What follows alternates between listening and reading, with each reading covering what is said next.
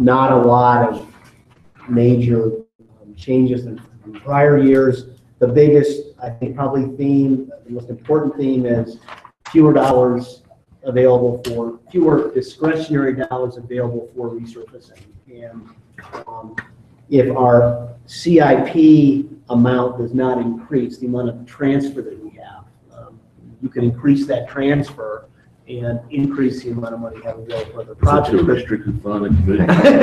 Right, it's an unassigned. Yeah.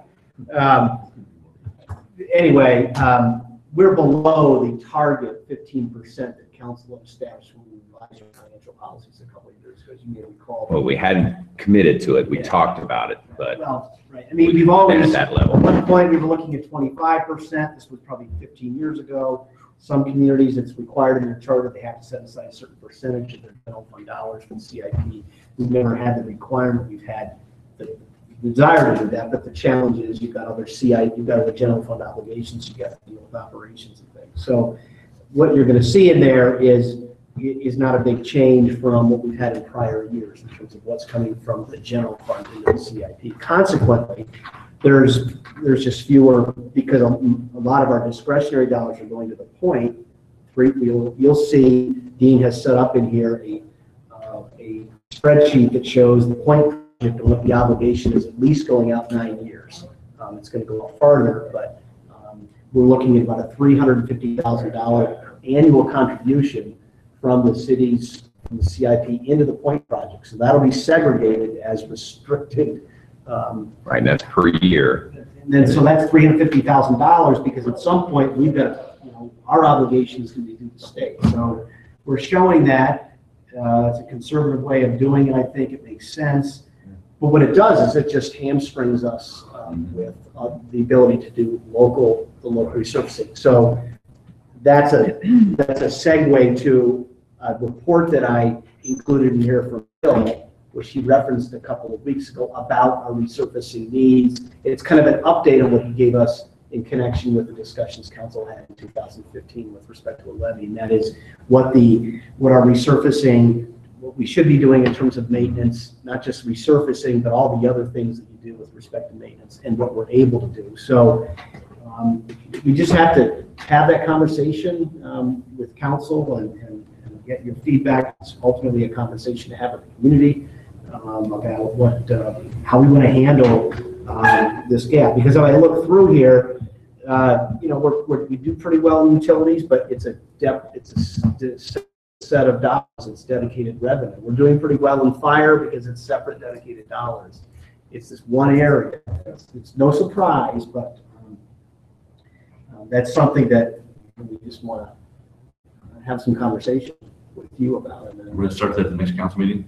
I'd like to start right now.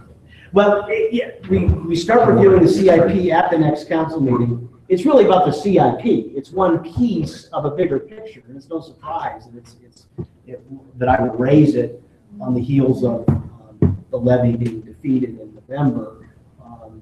What do you do? And if it's, well, the public has spoken and that's it, then we have to kind of adjust back our expectations and figure out whether that's the new normal. If it is the new normal, then that's something that we need to communicate. Is the CIP online for people to see? No, but we can link, we can provide, yeah, we can make it, yes. Well, this one, whether it's this one or you refer to previous ones. Yeah, well, yeah, proposed. Yeah, we can. If you want some, We can link this right away. Yeah. But Just make sure you label it as proposed, because it may change, and then ultimately what gets adopted. But I again, think it's a good idea. I mean, there will be some that will. yeah, I mean, as we've said before, again, this is the 2018 through 22. You'll see that in 2018 we're in balance, but in the out years, 19 through 22, we're out of balance, and we're out of balance for a number of reasons. And it's just the increasing need for, whether it's technology or equipment or projects that we have. It's beyond kind of our limited resources, which we talked about. There is a proposal in there regarding the Gazette to try to move that project forward and see if we can create that co-working space. And it's a model that would have us do the work, and our cost for doing the work would be offset by rent that would be paid. We think this is doable. It can accomplish what we want to accomplish, and at the same time, it has us moving some of the city hall offices into the second floor, which is something that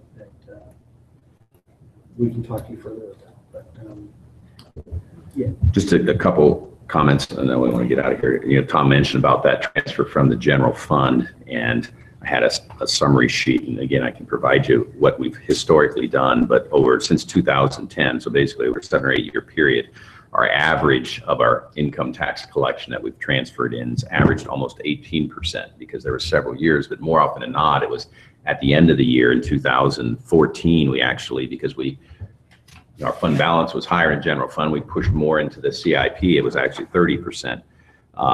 With what's in front of you, it's going up. That amount coming from the general fund is going up 5% a year, but even that, assuming our tax collections go up at a similar amount, it's only about 12.24% of what our general fund tax collections are.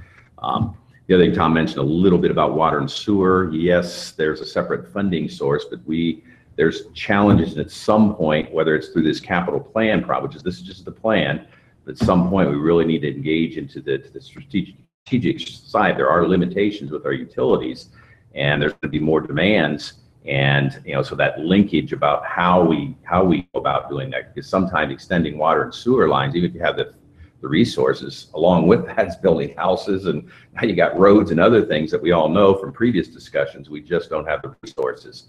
So there's, I think, policy discussions that if and when we have meetings to talk about our capital plan, that I think it'd be helpful to engage a little just beyond the actual plan and what the numbers represent and what this project is. Because I think there's challenges. And as Tom indicated, that point in commitment, hopefully it becomes less. But right now we have to be responsible and say, no, this is what it's going to cost us. So if we're okay doing that, we're going to start accounting for it that way. if you get an opportunity to see a county commissioner, yes. So that's what we have. This is Okay. Any member comments before we adjourn? No. Are you going to vote for a chair or vice chair? Or? We'll do that next meeting. Yeah, it's fine. Do it next. Yeah, we have to pick any for our next meeting date or anything like that?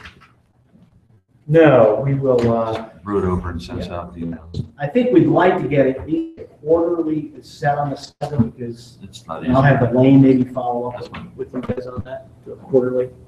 All right. Well, if that's it. It's a motion to adjourn. So moved. It is 2:41. Thank you, everybody. Thank you.